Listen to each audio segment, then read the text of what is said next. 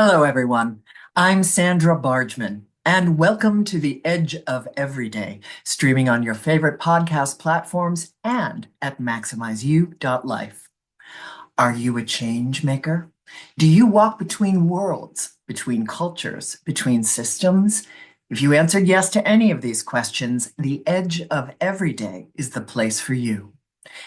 In a nutshell, this podcast is about pushing boundaries and exploring rough edges. Through conversations and shared stories with friends and colleagues, it's my hope that we can begin to understand our edges. And what I mean by edges is those places where we are fearful, those places where we are resistant to change, those places where paradox and contradicting identities live in our beliefs and in our understandings, both individually and collectively. We live in edgy, challenging times. We cannot keep looking away from the ugly, from the difficult, and silence is no longer an option. Life isn't black or white, it's both, and I want to talk about that. I want to face the tension of paradox, and I want to engage in the hard conversations. I want to explore the rough edges between our light-filled brilliance and our dark, shadowy corners. Because the more we recognize our own edges and get real about them, the more we can help others to do the same. And that, I fully believe, can change the world. So, thanks for tuning in. As some of my loyal listeners know, the Edge of Everyday podcast began at talkradio.nyc, and it's streamed live on Monday evenings. Since moving to our present platform, we remain live, or live in the hive, as I love to say, in that we don't edit our episodes, but we do generally pre-record. So today we are recording on Earth Day, April 22nd, and we are dropping this recording on May Day, May 1st. That combination is some potent energy. Earth Day is an annual event celebrated on April 22nd, aimed at raising awareness and promoting environmental protection. It's a global movement where individuals, communities, and organizations unite to take action and address environmental and climate crisis issues. May Day's cultural significance is deeply intertwined with spring goddesses and pagan rituals. Its roots lie in ancient celebrations of fertility, nature, and of spring at its peak, often linked to deities like Flora, the Roman goddess of flowers, and Maya, the Greek goddess of fertility, and to the Celtic holiday, Beltane. The regime under which we find ourselves here in the US is rolling back every regulation and law that they can to rape our environment, decimate our ecosystems, and dominate our Mother Earth. The patriarchal paradigm on parade for all to witness, a system built on separation from body, from land, from lineage, and from the sacred. However, and I believe this completely, that despite appearances, patriarchal power is flailing. Humans are waking up from their slumber and their consumeristic addiction, and courageous voices are rising. And today's guest is one such voice. Today, we are live in the hive with Trista Hendren, author, speaker, visionary founder of Girl God Books, and one powerful voice and leader in the dismantling of the patriarchal mindset and the remembrance and return to the wisdom and mystery of the divine feminine and to the ancient truth of kinship, reciprocity, and interbeing. So without further ado, it is my great honor to introduce our guest. Trista Hendren founded Girl God Books in 2011 to support a necessary unraveling of the patriarchal worldview of divinity. Her first book, The Girl God, a children's picture book, was a response to her own daughter's inability to see herself reflected in God. Since then, she has published more than 50 books with hundreds of contributors from across the globe. Originally from Portland, Oregon, she now lives in Bergen, Norway with her family. You can find more about her projects at thegirlgod.com. Welcome, Trista. Thank you so much for having me, Sandra. Oh, thank you so much for agreeing to come on. It is a great pleasure and an honor. And as you know, I am a huge admirer of yours and the work that you do and put out in the world in the way that you serve. So thank you again for coming on my show. Thank you so much, and thank you for having me. Yay. Well, so I'm just gonna, before we get into my questions, I always like to share how I know my guests. And I know Trista, we have a few people in common now, but I learned of her from the glorious Dr. Lynn Sedgmore. Shout out to you, Lynn. And she's the one when I was getting to know her and interviewing her for the podcast, she said, "Do you know about the Girl God book?" And I was, no, she said, Google it. Google Trista. It's unbelievable. What she's doing is unbelievable. And which I did. And of course, followed you and read up on and ordered a couple of your books.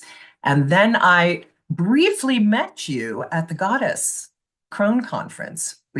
Lynn quickly introduced Oh, us. yeah, Yes, okay. yes. Yeah. And but you were like everyone was all over you. So, whether you remember that or not, everyone wanted their touch of Trista. And it was right when a lot of people were around you. So, and it was wonderful to listen to I'm you. wearing Yeah. a necklace that Len made for me that she brought me when she came Yes. to visit Bergen in March. So Oh, beautiful. It's gorgeous. shout out for to Lynn also because she's just a wonderful, inspiring woman. Yeah. And I've had her on the show not once but twice. And she, as a thank you for having her on the show, she made a necklace for me as well, which I had on Sunday, on Easter, but I didn't wear it today. However, I am, for those of you who are just listening, I have on my rose, very colorful red and a bunch of different colors, but primarily red roses in honor of the sacred divine feminine. And I have on my Fuck the Patriarchy necklace that was inspired from Kat Shaw, world famous Kat Shaw, who does incredible artwork and is on many of the Girl God books.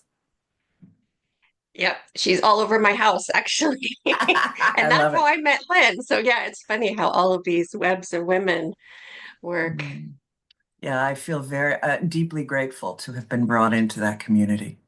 And I can trace it all back, well, to this podcast, certainly, but all back to Lynn. So it's just great. Well, so let's dive in with my first question that I ask all my guests. What identity do you, Trista, lead with? Oh wow. That's a tough one because I'm neurodiverse, so I have like 80 things going at one time usually. I Um, love it. but I would have to say the mother archetype, the goddess, the great mother, because I definitely have very strong mother energy, not only with my own children, but like we have kids in and out of our house constantly. Like I always joke that my house is like an episode of Glee every day because my daughter's in like theater school and we just have all these eccentric kids, a lot of And every neurodiverse moment is kids. a cue for a musical. Yeah. So yeah, but no, I love that. And I love to feed people. I love to cook, I love to eat. So and I guess really that's at the heart of my work is kind of the mother bear energy. I'm just finishing up a chapter on our Caradwin anthology, and I feel that we owe all the children of the world the same love and protection that we would want for our own children. So, yeah. Beautiful. Amen. Amen. Well, that, of course, makes me think of your work with Palestine and your courageous voice in that category, but we'll get to that in a little bit. I want to start out with, or get my next question and then start off with the story around your daughter and starting Girl God Books. But before we get to that, what worlds do you walk between, Trista Hendren? Well, I think I've walked between a lot of different worlds because I was raised Christian, I converted Muslim. In between there, I became a feminist. I had no prior knowledge of feminism. I was raised in a very traditional environment. And then I became a businesswoman. And then I kind of went from like being this, mm, I would say my second husband, we lived a very privileged existence. We belonged to a country club. And then I kind of went from there to like granola hippie woman and goddess lover. So I've kind of crossed all of them that you possibly can.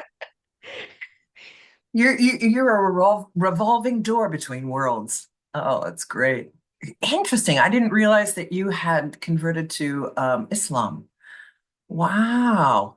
Wow. How was that?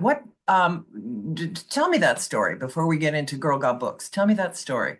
Being Well, raised in Christianity in a very traditional Christian way and moving into becoming a Muslim. yes. So I had gone to a conservative Southern Baptist college with my intention was to become a pastor. And then as soon as I got there, I realized the only real role for me is to become a pastor's wife. Because in the denomination, I also belong to a very conservative denomination, but in mine, we did actually ordain women. Should have done my research a little bit more. I think I just wanted to go to Florida where the weather was nicer. But once I really got into like the historical, cultural roots of the Bible, I basically lost my faith like right away, like within months. And then I really struggled with that because I was really raised in a tradition of like, you're going to go to hell if you're not Christian. And I really, really believed that. And at the same time, I couldn't reconcile that with what I knew anymore. And so I transferred to another college in Florida that was a state college. And that's when I got my first introduction to feminism. And I saw Bell Hooks speak, and it just like blew my mind. Yes. It like ripped everything wide open. And and all sorts of really neat things. But I ended up coming back home to Portland and going to Portland State, which I never thought I would do. And I loved it. I absolutely loved Portland State. Um, and then I started in women's studies and everything, and but I also at the same time fell in love with a Lebanese guy. And at the time, I identified as atheist, and I was very clear up front. I have no interest in ever converting to Islam. He said, "That's fine. You know, like there's part of Islam is like there's no compulsion in religion. You can't force anyone to do something that they don't want to do." Mm. But what ended up happening is because he was Arab and Muslim, everyone assumed that he was beating me and treating me badly. And so much, in fact, that I got an injury at work where I was smacked in the head by a 2x4, knocked out, had to go. I had stitches, I had a black eye, and everyone just assumed it was him. And I was like, oh my gosh, no, he is not that. He's to this day, he's like one of my closest friends. Um, so, and then I went to Lebanon. That completely changed my life, and like my Mm. whole outlook on everything shifted so much when I went there. Um, and then when we came back, uh, after everything, I said, um, number one, I wanted to study because I wanted to understand this religion that everyone demonized so much and why it was such a disconnect from my own lived reality with all these people that I had, been living with. And then number two, I really love the idea of Ramadan. And so I wanted to experience that and do the fast and everything.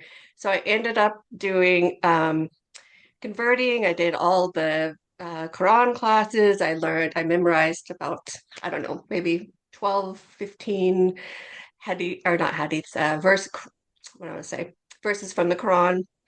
And I took all the like it was kind of like a Sunday school, but it was like on Saturday. So it was like 3 hours learning Arabic, learning different, things from the Quran. Oh. And and yeah, no, I never like renounced my faith. I don't really practice anymore, but it was a huge influence for me. Mm. And in terms of like the social justice aspect of my work, I think that's been one of the primary factors because I think sometimes we're lacking that, if we're being honest, in the goddess Oh, world. I think we are lacking there from my mm, perspective. Not everywhere, interesting. but a lot of times it's a little too new agey some places, and it's like Yeah, love and light. Let's right. just focus on, and That's spiritual bypass. yeah, Yeah, and yeah, that's yeah. not really my deal. Yeah. Yeah, I mean, I think of someone like a Starhawk, but I think she would call herself a Wiccan. Well, no, she would call herself both, goddess and Wiccan. But yeah, I would agree that there it can be lacking, and the sense of um, focus on self-care, really not as a service to all, but as a, sort of Yeah, self-centered yeah. And rather than Starhawk putting it is out for the definitely, world. I think, a social justice Oh my warrior God, yeah, for exactly. That's sure. why I Yeah. thought of So I her. mean, Yeah, not yeah. I wanted to just clarify that, just in case that. But yeah. yeah, no, I mean, she's amazing. And she, by the way, But listeners, I mean, yeah, I'm not speaking. she, by the way, was at the Crone Conference, same Crone Conference in which I That's met right. you. Yeah, Yeah. No, yep, yeah. yep, yep.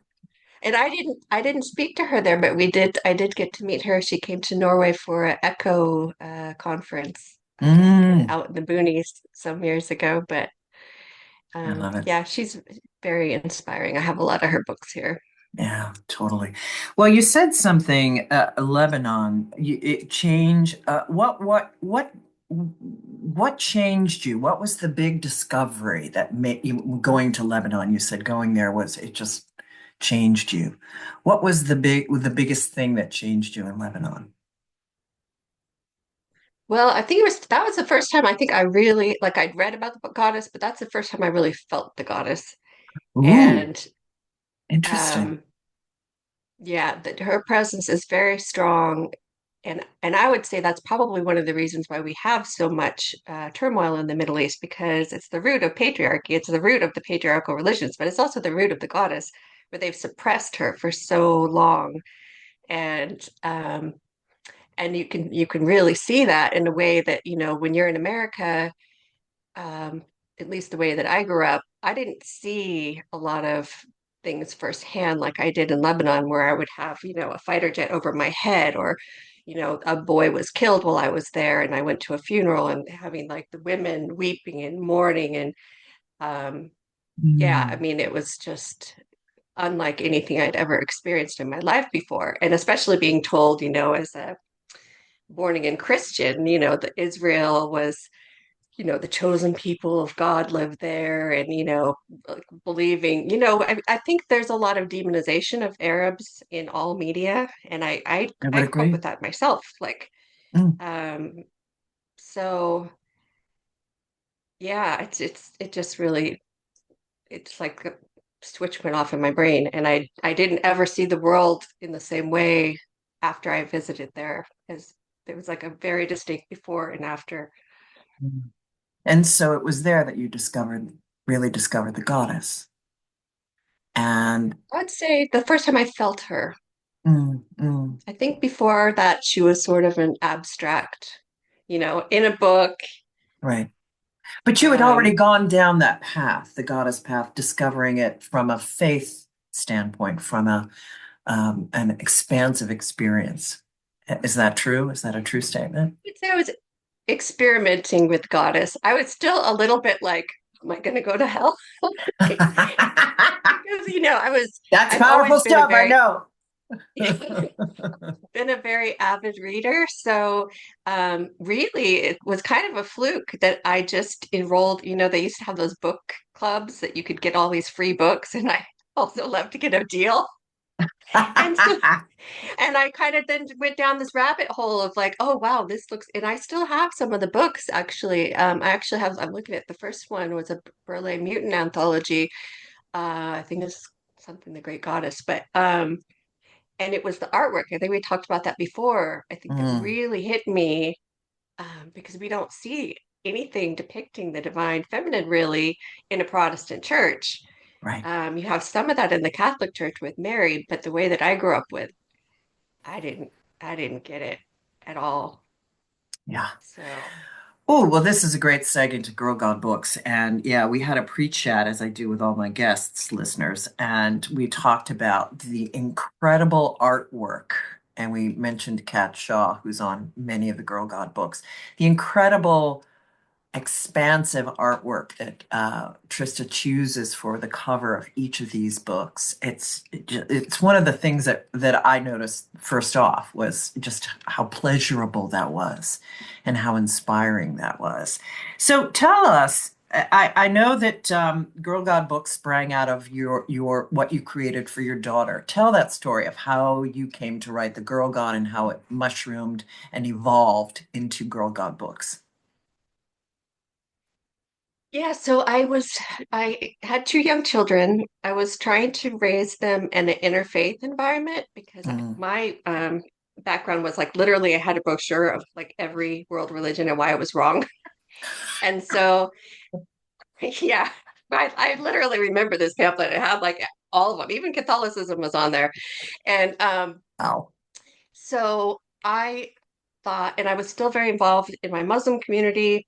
And then my grandparents had gone to a United Church of Christ congregation for over 30 years. And as they got older, they weren't able to drive anymore. And so I would drive them to church because their community was really important to them.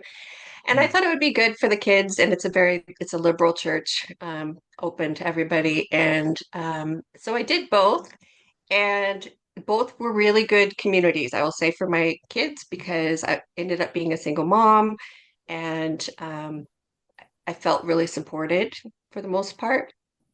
And I felt like my kids had a lot of other people because their dad had addiction issues, that it was important to have a community around them of others, seeing other men who were healthy and thriving. And but in any case, my daughter didn't. She was like, we had experiences in both the church and the mosque. I remember I took her to the mosque. um it was during the Egyptian uprisings, and I wanted them to go, and we wanted to show solidarity. And I wasn't quite sure because I hadn't gone for a long time to that particular mosque. And when we got there, they had like a women must cover their hair sign. And I was thinking, oh boy, this wasn't here before. But um, my daughter had a hoodie on. And so I put the hoodie up over her head. And I said, just put it on. And she said, oh, if Joey doesn't have to wear it, I don't have to wear it. And there was this big man at the door. And he just looked at her. He's like, okay, just let her. Um, but yeah, that hasn't, for the most part, anything that I've been included, I've never worn the hijab. Um, I'm not, I think that women should be able to wear whatever they want or not wear Of whatever they course. want. Of course. And I don't actually personally find that it's part of the religion. I think it's something that is culturally, in some cases imposed, in some cases a choice. But the other thing that in church came up is that my daughter just didn't relate to the idea of God because she's like, it's a boy, and what like where am I in that? So I just wrote kind of like down a conversation that we had had, and then I kind of based the book on that, and then Mm. yeah, just went from there. Wow. J- uh, Quite literally, we have two barred owls on our property here in the Catskill Mountains, and one of them, while you were talking just now, flew by the window. Quite literally while you were talking. I had to I share love that. owls. I know it's a couple barred. We have a little pond here on the property, and it's Oh, absolutely jam-packed with frogs, and they're hunting right I now love because frogs they're too. nesting. Yeah, they're nesting. I know, me too. But Oh, oh, I need come to on, come visit you. yeah, you do, and we have turtles. You do. Oh, I love You turtles too. I love you a lot of animals must, actually, and you can but see I my have some wonderful favorites, and you're space. naming a lot of them. Excellent. And we have bear. Oh yeah, yeah, yeah. Yes, You and they mentioned walk through our bear. I think property. bears are Yeah. Uh, we just have our animals, and then we have the hedgehogs, which I love hedgehogs also. Yes, I love this on And your then website. and we have lots of birds like We that have I feed, hedgehogs but here. no owls. Owls to me are like the most magical. Yeah, totally. It's they're unbelievable, and to have a pair here and see them every single day is really breathtaking. But to have them go Do you by the talk to door, them? but oh, of course I do. My Yeah, God, I always talk to my birds. and they've come onto our patio, our back patio. They've quite literally flown onto the in other seasons because this is not the first pair that's been around our property. Anyway, yes, I would love to have you come and visit, Trista. Consider it an open invitation. Oh, thank you. So let's get back to so you and I listened to the recording. There's a lovely recording of it online as well. Oh, my sister did that. It's beautiful. It's sweet. Yeah. It's and I loved it. And she asked this great question. What do you suppose the girl god looks like? Her mom asked curiously. I loved that. What do you suppose the girl? So what was the, you've got this book now. You're an author, you're a published author. What did you publish it yourself? Was that the idea to make Girl God books, to publish other people? What was this? What's No. that story? Why Well, would you it's jump into funny. that big pool? Yeah, I wasn't planning on it. A couple things happened. Well, first of all, I wanted to say one of the most meaningful things that it has happened from that sentence is I've had so many young girls send me in pictures that they drew of what they thought that the girl god looked like. And I Oh, actually have one that her mother was so thrilled with that she made it into a magnet. So it's on my fridge, so I see it every day. So oh. um, yeah. Anyway, but no, I was not planning to do anything. I wasn't. What happened after the market just kind of took a dive in 2008? I'd been a mortgage broker, and I had taken care of two of my grandmothers back to back, and they died within 6 months of each other. And then I was going through a divorce. I had two young kids, and I had no idea what I was going to do. So I really spent a lot of time just reading, contemplating, and of course, raising my children because they were still really young. And that was, yeah, they were a handful.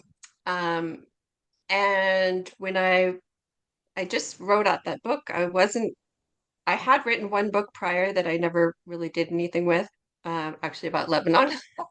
Oh, Um, interesting. uh, But in any case, I just put that out. I felt like I needed to get it out into the world. And then the second book idea came, which actually was on Mother Earth. Yes, I And read about that. then my son said to me, "Well, Mom, can you write a book for me now too?" So I wrote a Oh, feminist book for boys. He was 8 at the time. And then, yeah, then more people kept coming with ideas, and I kept getting more ideas, and they just kind of like, spiraled. so yeah, and I published all of them. So yeah, no, I'm not sure that I could have found a publisher for most of these books. Well, and just, I mean, there's just such a great range of topics that, fall under this umbrella of feminism. But I don't know that, I mean, today, do you think it would be difficult to get some of those published by other people?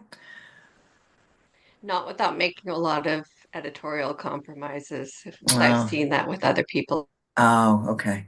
Interesting. Yeah. Well, again, this elicits a huge thank you for the work that you do in the world. If I ever write a book and I have an idea after I write my play that I've In been terms of talking what you would about, say. oh, oh, you froze a bit. I was talking Oh, over you you. did too? Oh, your internet is unstable, it says. Mine is impossible. I'm right next to the thing. Oh, well, we seem to be back. I didn't hear what you last said, and I was talking. I think I was talking over you.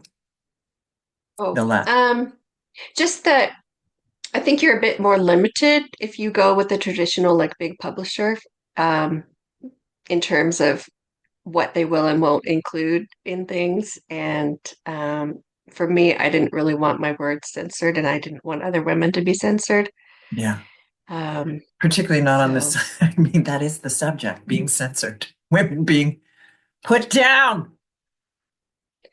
yeah, I mean, the thing is that men have had like the microphone for so long, and people get on my case sometimes because I say I very, very, very rarely read men anymore because I feel like my entire education was almost, I saw, 99% men. And that's I think that's why when I saw Bell Hooks speak, I was like, wow, because other than that, like in high school, I think one of the only other women I read was Toni Morrison, which of course was amazing. And I have all her books here. I love her. Um, and a few other maybe here and there, but it was almost all men. And, medicine is all based on men. Everything is based on men. right. So Yeah. like No, I I have to saw, kind of take back some of it for myself. I saw that you had posted that on a comment on Facebook, and I loved it when I saw that you had written that. No, I rarely read, and I was like, yes. And it's true. I mean, there They've are had the some micro. good, yeah. But understand the defiance and the desire to see patriarchy dissolve and crumble is in service to both men and women. This idea that it's man-hating is just nonsense. And if any man thinks this through and can get out of his patriarchal way mindset, he will see the freedom that it offers for him as well. It's so entrenched. So, like for instance, whenever these things go around and they seem to about once a year about like your 10 top favorite books, almost always they're almost all male authors, even by women that I would consider feminists. And I'm like, check out your reading list. Like, look at how many men are on that list. Look at how many men are quoted as in terms of like anywhere, like on Facebook. That's why I almost always quote women as well, is like that's what you see. That's the most quoted uh, people, and you can see they actually have lists of this. It's usually like 99 or 97 men and 3 women, Hmm. and that's still in 2025. Like I don't think it's getting much better. It's still Yeah. like, Yeah, we've got a ways to go, don't we? So and what? also in terms of do men quote women? Not very often, Yeah, but right. we're not good at it either. Yeah. Yeah, it's funny. I hadn't paid attention to that. I will from now on. Go Absolutely. look at your bookshelves too. Yeah. Everyone should Wow. do this and look at what's on your shelves and what you've read. Yeah. Yeah. Well, and it's so funny. I mean, this podcast is primarily women. That's just and I say it's not that I just want women only. I had a girlfriend whose book I'm in, On the Shoulders of Mighty Women, and she had a podcast called Women We Should Know, and she was very committed to only women. And I've had men on this, but I primarily uplift the voices of women for that reason. Naturally, I had never even really made that commitment consciously, but I'm just doing it naturally. Yeah, interesting. Well, so what have you learned in terms of about yourself and about perhaps your spirituality through in the world around you through the evolution of Girl God books? Well, I think what is pressing upon me right now the most is that we don't have much time left to turn this around, and we Hmm. need to do whatever it takes to bring more women on board. Like for me, I think I've always been sort of a bridge builder because I've had the Christian and the Muslim experiences, so I can relate to both communities. And I think sometimes in the goddess communities, it can be a little bit too exclusive, and a lot of people are still like not really even comfortable with the word goddess. Because I wasn't for a long time. Like it was like, oh, that's bad. So I think that we need to come together in whatever ways we can, um, and put aside differences. Um, yeah, because I'm actually, I don't want to say terrified, but in a way, like when I look and I'm lucky because I can look from a distance, at least for now, but it's like when I see what's happening in the States, it is. It's not good. It's not good. And the regulations that are being rolled back and uh, yeah, Well, and I that's why would women really have to come back into their inner knowing too, like in terms of like the abortion bans and all this. We did a yeah, whole anthology around that because abortion is ancient. Like we yeah, don't need men to to make any those facilitate decisions. anything for us. And actually, way back when there was that group called Jane, I think it was just called Jane, the group of women that were like housewives, and they were doing abortions more safely than a lot of the doctors were, and they had a whole or like underground organization. And Mm. I mean, I do think that people are going to have to get a lot more creative, and we need to like teach our daughters better, like about their bodies and how everything works and their cycles, and because like the sex ed curriculum is not at Yeah. all adequate. Yeah, it's really disheartening. And I think about this play that I'm writing what breaks my heart the most, in addition to the young girls and the young men too, are the women who bought into this, who have been so programmed by misogyny and they've internalized it so deeply. And the play is for them in my mind, they're number one in for whom I would want this to reach.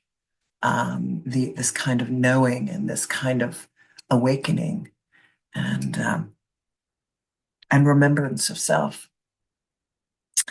Yeah. So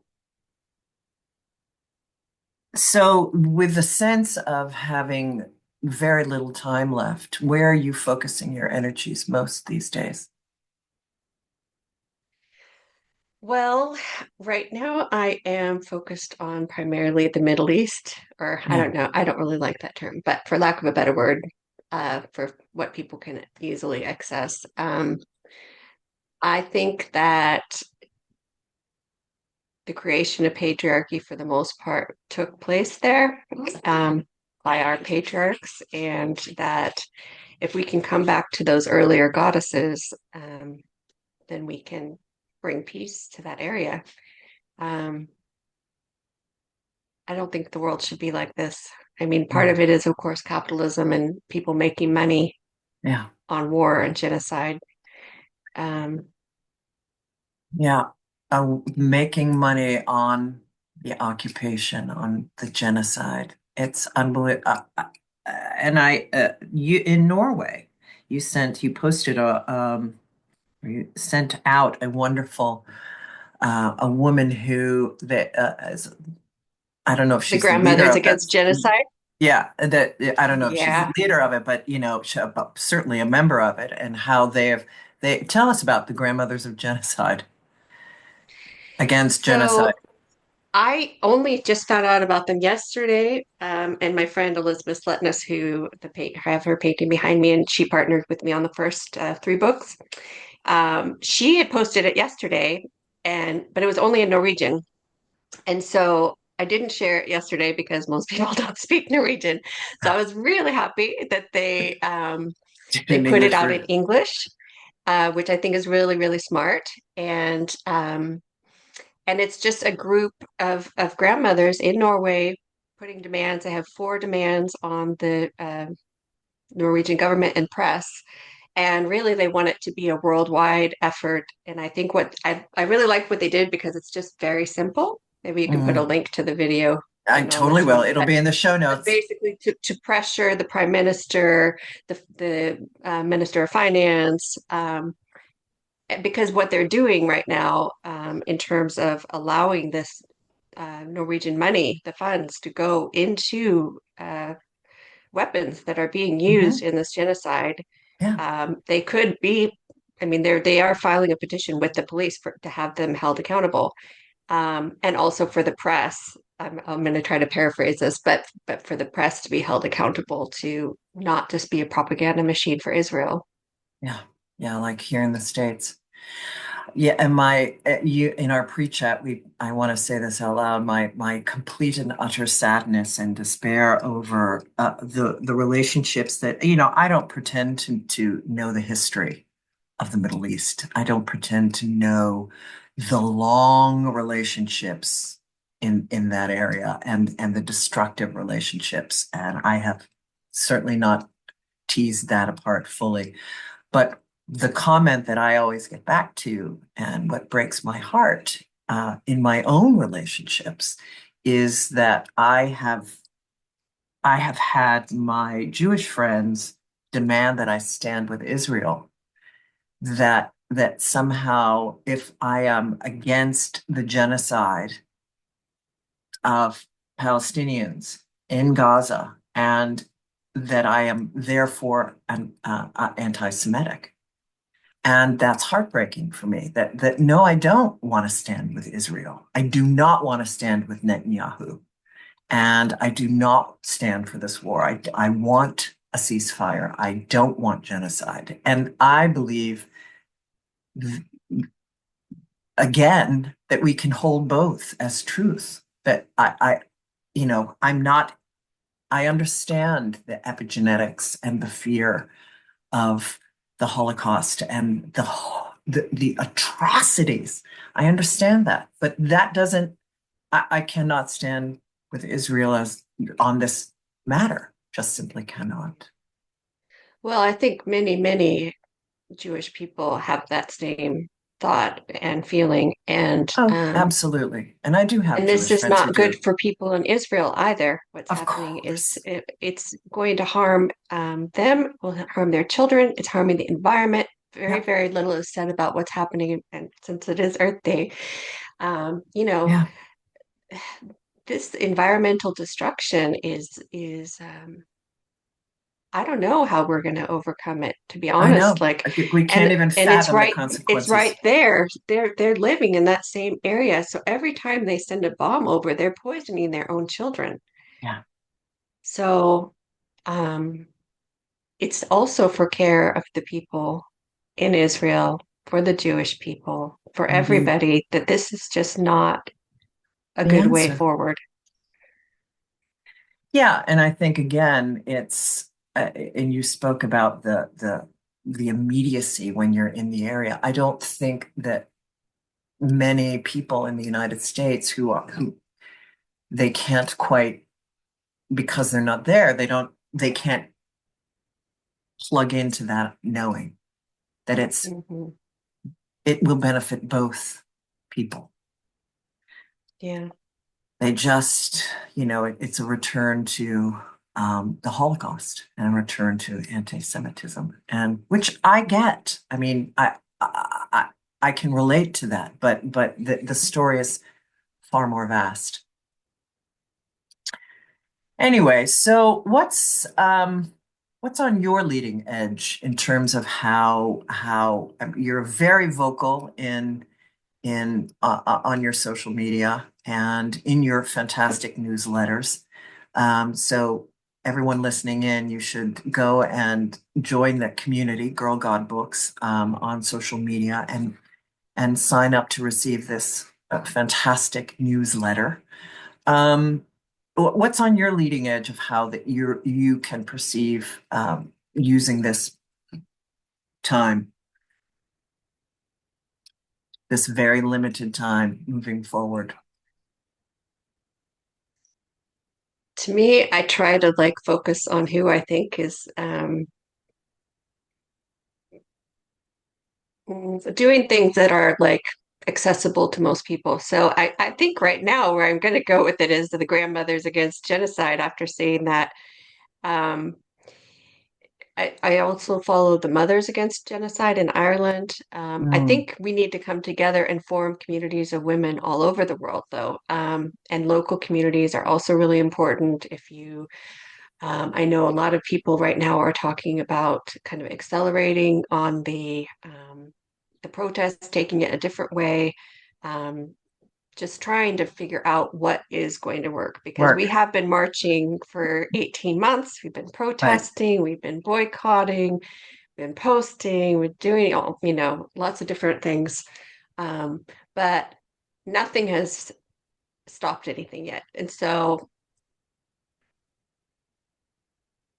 That's a good question. I think we Yeah, have to really think, like it totally. took a long time before the Vietnam War was stopped, and that's terrible to think about how many people died needlessly.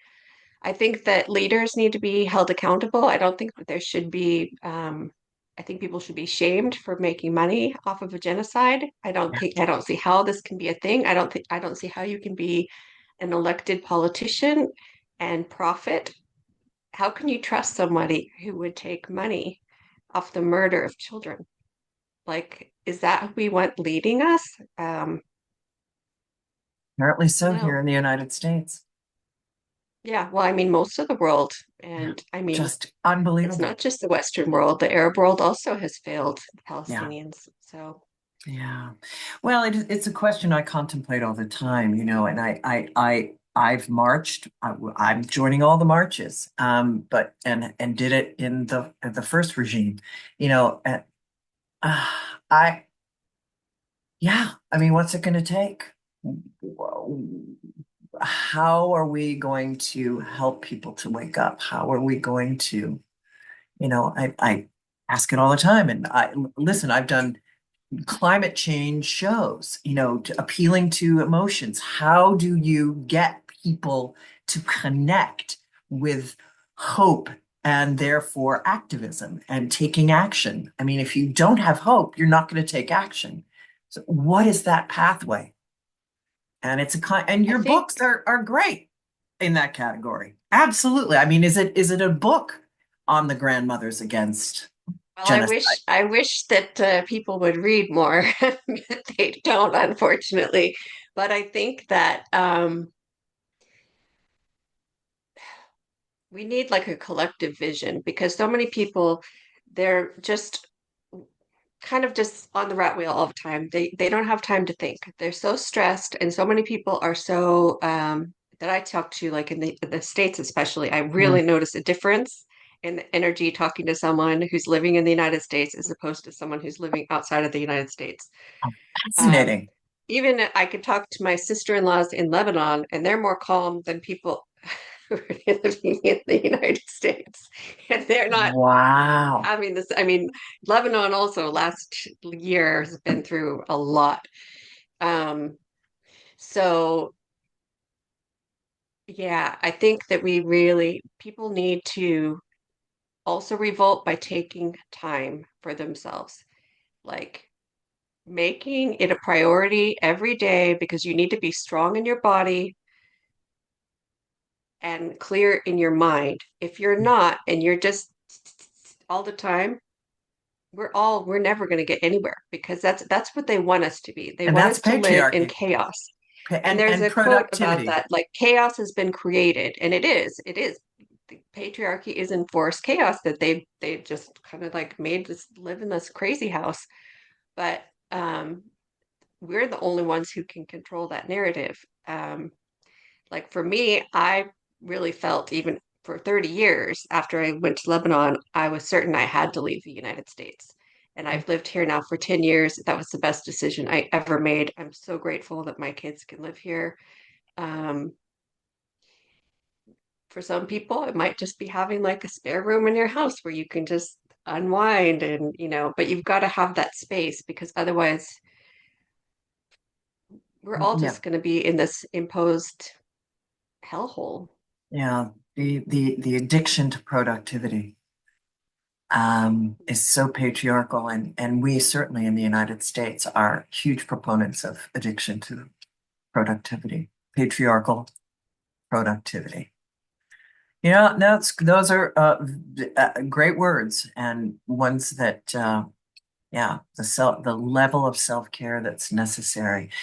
So I can only I'm going to really think about speaking with an American versus speaking with someone outside of the United States. I'm going to really think on that one today.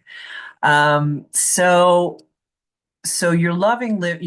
You moved to Norway. Tell us, and you have this beautiful, incredible statue, folks. You can see it on her website, thegirlgod.com. You can see the goddess house. She has the Venus of Willendorf.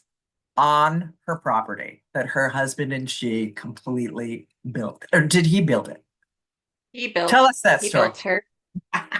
Um, so I'm just going to rephrase one thing. Like Mash Tissue has a very good article. I can send you a link to that too, so people can read Mhm. it. It's in our Willendorf anthology, actually. But the Venus figure is kind of like downgrading her from a goddess. Like that's like men decided that they Oh, were interesting. Venus fertility. Well, that's what most people call her. Even in the museum, if you go, it says Venus. But that was a way of downgrading her. So I call her Fascinating. goddess of Yes. Willendorf.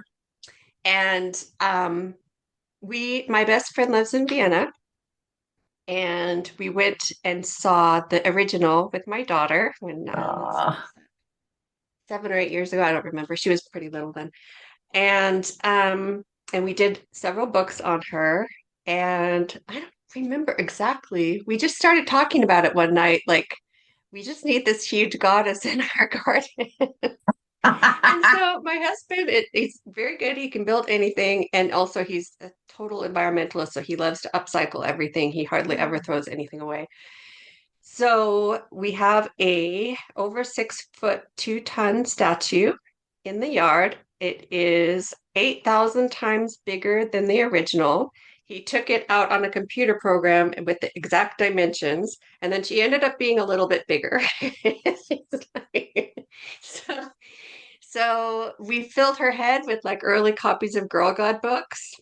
oh, I love it. Um, and then I have to remember, she has a lot of just extra stuff because we bought this house from people who were elderly who'd lived here for a long time. And we ended up with a lot of random stuff from them. So, for instance, I don't know why they had this. They had this giant king crab that was, I don't know, probably also 40 years old. So we put that in her belly. Figured she can eat it. And we also put spaghetti in her belly. We gave her some red wine. We put milk in her breast. We put yoni blood on her yoni. Anders thought she needed some tools. So the books are lined with some old tools. Um, and some of my mother had sent my grandmother's china, and some of it broke. So I didn't want to part with it, but I thought, okay, we can leave her with the goddess. Oh, And yeah, that's the gist of it. So oh, marvelous. so we kind of have like a little ceremonial space out there. Can gather maybe about 20 people comfortably. Um, and yeah, That's she's beautiful. She's spectacular. I watched that video too. Um, well, and it's such a reminder to your point about taking the time and the time for ceremony, the time for ritual, the time for these enormous transformative, and particularly what we are in this incredible liminal space as we're watching patriarchy just fight for its life and decline and ravage as much as it can while it dies. And while at the same time trying to hold this vision of what it is we want to emerge, that to reemerge, to remember. And I want to share one story about. I was thinking as you were talking. Sorry to interrupt. no, no, Um, no.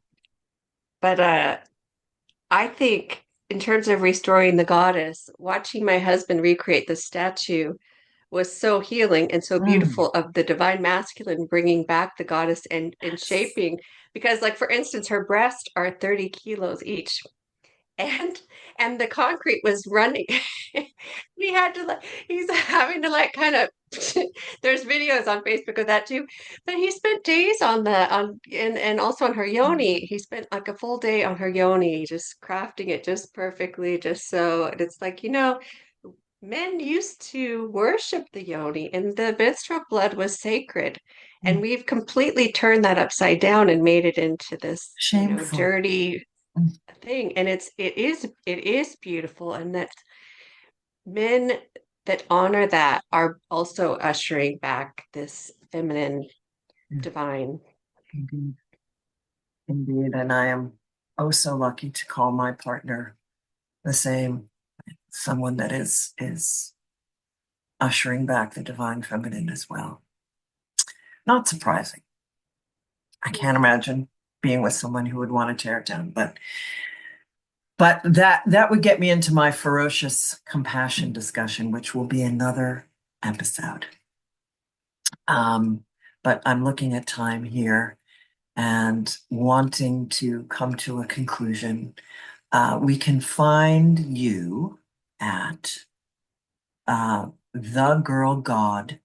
thegirlgod.com. Mhm. And on that website, you can order all of the books there. There are workbooks, anthologies, and singles. Um, you can order PDFs, yes? Am I remembering that correctly? There is a section where you can order PDFs. Not all the books are on PDF, but there's quite a few of the anthologies that are available on PDF. Um, and I add more periodically. I kind of tend to have like 80 million things to do. So I love that you led with, I'm neurodivergent. usually if people ask me, because people will say, "Can I get this on PDF?" And I was like, "Okay, just give me a little bit and I'll put it up there." So, Yes. but I'll sometimes I forget because I don't usually put them up right as the book comes out. Mm, But sometimes then I'll later like forget, and then someone will be like, "Hey, I want to go." And also because there's some people like in some parts of the world that it's not easy for them to get the books or it's like cost prohibitive. right, right. So Yeah, in those cases, there are some, I'm trying to completely, and I've grown leaps and bounds of weaning myself from Amazon. I'm not completely off Amazon. And there are times when, honestly, I understand people wanting to, they, they live in a place where it's quite literally life-saving. Unfortunately, I understand those people, but I'm not in a region where it's difficult, so I can use it as a we don't search have engine. it in Norway. Right. Oh, oh, yay! Well, I should mention to our listeners. I mean, this woman is off the grid. They don't have a car. That I find so inspiring, completely inspiring. You're completely dedicated to public transportation and bike riding. I'm not, my husband's a bike rider. I really don't like riding bikes. I'm very clumsy. Hello. So I get most places on foot. Um, but yeah, he loves his bikes and he has velomobiles too. So Love those it. are kind of cool. If you don't know what they are, they kind of look like a car, but they're a bike. Oh, interesting. No, I don't. I'll have to look it up. I'll put a link up to that in the show notes. Yeah. He calls it, Well, he only believes in human powered transit. So oh, I love it. a lot of times, even when we were doing the statue and stuff, we would have to go about a mile and a half to the construction market, and he would carry everything by hand on foot on a wagon. So he carried Wow. 2,000 tons, or Oh, no, what was it? 2 tons, 2 tons of cement. oh, the metaphor. Oh, the symbology. Incredible. Well, I thank you. I thank you so much, Trista, for coming on the edge of every day and sharing your warmth and your wisdom and your insight and your passion and your great work. Thank you so much. Thank you so much. It's always so great to sit with you. So, And in closing, I know that in Mother Earth, you shared the poetry of quite a few feminists, and Starhawk, who we talked about earlier, was one of them. mhm. I have a quote here that I'm going to send us out with. The goddess is not separate from the world. She is the world and all things in it. Moon, sun, earth, star, stone, seed, flowing river, wind, wave, leaf and branch, bud and blossom, fang and claw, woman and man. Amen. And so it is. Well, thank you again, Trista. And to my wonderful listeners, thank you for spending this time with us. Remember, you are always at the edge of the miraculous. Until we speak again, take good care.